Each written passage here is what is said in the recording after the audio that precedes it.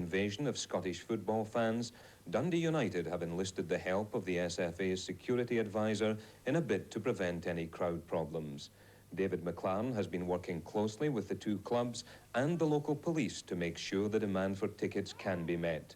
Originally, United were given only 850 tickets for the semi-final, but McLean has managed to increase that to 1,150. The one uncertainty is the number of fans who will turn up from British Army bases, but the SFA man is confident there will be no trouble. Dundee United have an excellent record, overseas and at home, of course. You know, there's no fears for Dundee United fans at all. How concerned are the police out here about possible crowd trouble? I think everyone is concerned about British fans coming to the continent. They don't differentiate between Scots and English fans at all, and they are slightly concerned. But you're confident everything will go smoothly? Absolutely confident, yes.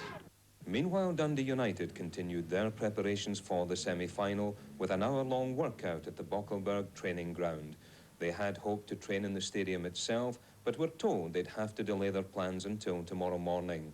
So far, the injury to Maurice Malpass has been the only black spot in an otherwise smooth build-up, but even the loss of the talented internationalist hasn't dampened Jim McLean's confidence. Well, obviously it's a real blow, but I think it's balanced by the fact that Billy Kirkwood's available.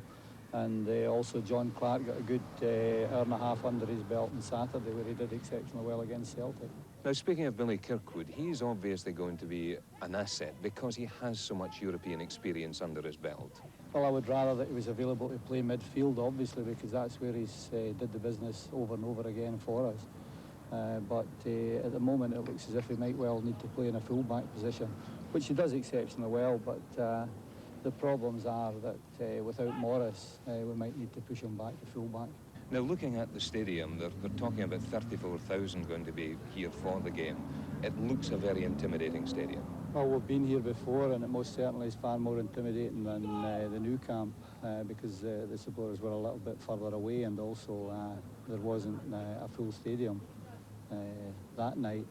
But as far as the playing surface is concerned, I would say that it's probably just as good, and we're hopeful that the Germans will water it before the game as the Barcelona people did, and that would help the players even more.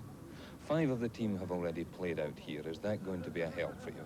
Well, I think that's vital. But at the end of the day, I think that we need all the players playing to their highest capabilities. And if we get that, then I would say we're good enough to go to the final. If we've any passengers at all, then we'll be struggling.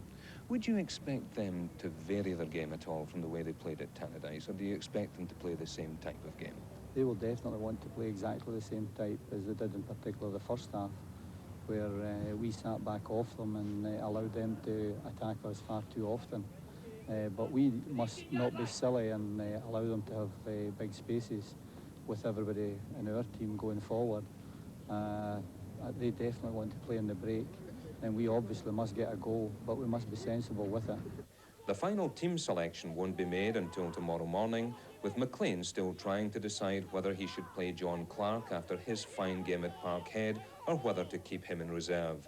Billy Kirkwood, of course, will come in for Malpass, and he couldn't have chosen a tougher game for his first European tie since returning from Hibs. Yeah, it'll be a tough tie, but I'm sure the boys will be really looking forward to it and give their all, and I'm sure we're going to get the right result and go through. What are your own thoughts about coming into a game like this?